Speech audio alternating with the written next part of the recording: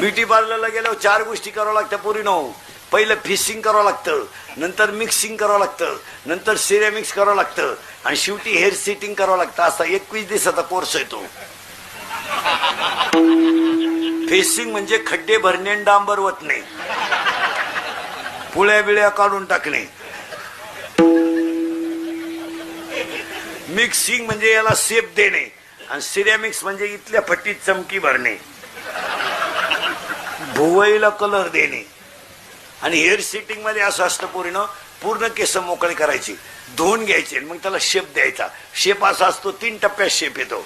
याला इथं मध्ये एक फुगा करायचा, हा भाग खाली दाबून घ्यायचा, म्हणजे इकडं लसणाचा वाफा, इकडं कांद्याचा वाफा, मध्ये डोंगळा. याला म्हणायचं पॉप.